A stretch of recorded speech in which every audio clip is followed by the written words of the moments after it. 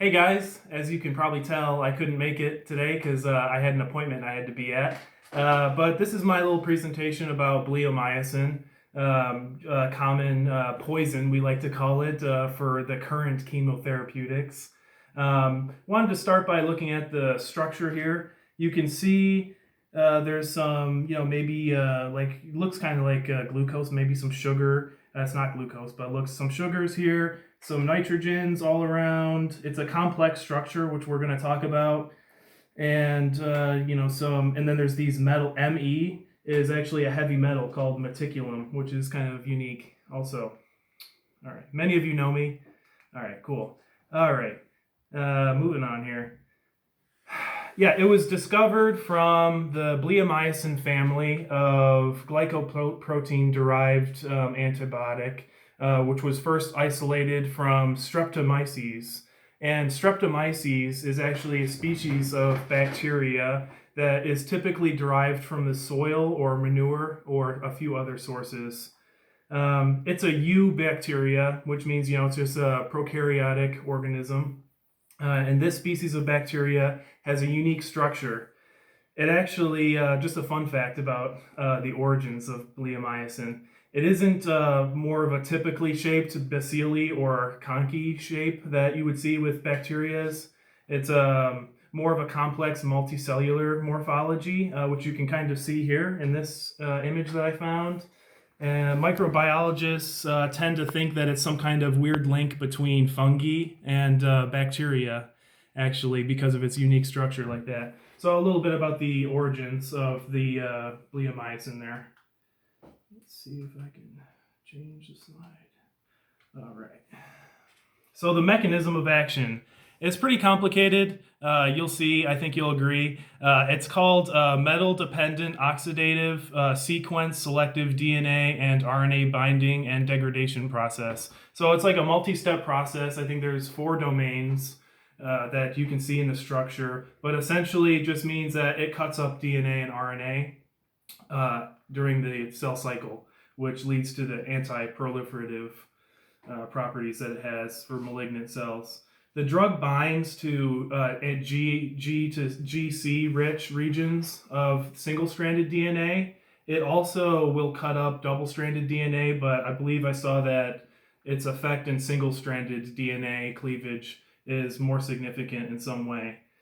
And then there's the pyramidal conformation of different metal ions, which are ligands in the process, and then complexes are made with nitrogen, and ultimately oxygen as well leads to a reaction which produces free radicals. As we may remember from chemistry, free radicals are very reactive, and those are actually what breaks the DNA in those regions.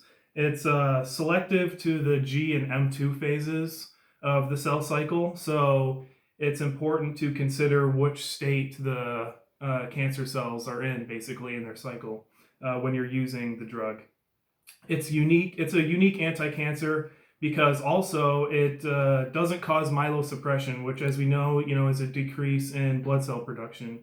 So it makes it a good combination chemotherapeutic in that way.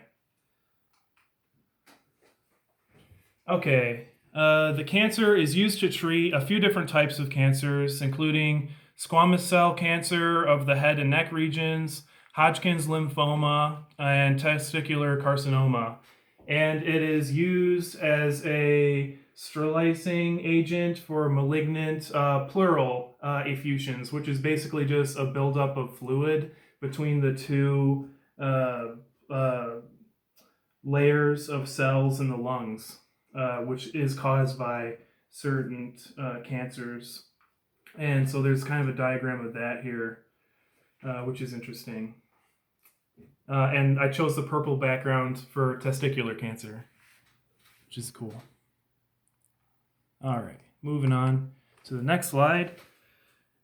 The administration, side effects, and toxic levels of bleomycin. The administration I included also because it's kind of interesting. There's many options for it. Intramuscular, there's also IV, and there's 2 different possible routes for the IV administration. You can have a long tube put into a vein in your chest. for certain cancers, or there's also a thinner tube you can have put into your arm. It's also, you can inject it right into a tumor or into a cavity or in the chest or abdomen, depending on where the site is that you want to treat. Side effects are many, but they depend on the type of cancer and the person, obviously. So the common ones include lung changes, skin changes, hair loss, weight loss, those types of things that you can see here. Toxic levels include, they say like 50 units can be enough to treat a cancer depending on where it is, and but no greater than 450 or 500 units. Those types of levels can cause poor outcomes, where a unit of bleomycin is typically considered to be 1 milligram of the drug, and that's usually calculated by body weight, as you can see here also. Yeah. All right, so that kind of wraps things up. I'll go to the next slide. These are my references. Obviously, it would look better maybe if it was in NLM format, but these are actually the direct hyperlinks where the sources can be found. I've mostly used Science Direct, PubMed a few times, and there's a few more here. So sources like that, scholarly sources, so I appreciate you bearing with me very much. Thank you. I hope you learned something, as I have. It's pretty complicated, but it's really cool also. I include my email here. Most of you already know me. You can email me if you have any questions, whatever. I'd be happy to try to answer those for you. Alrighty.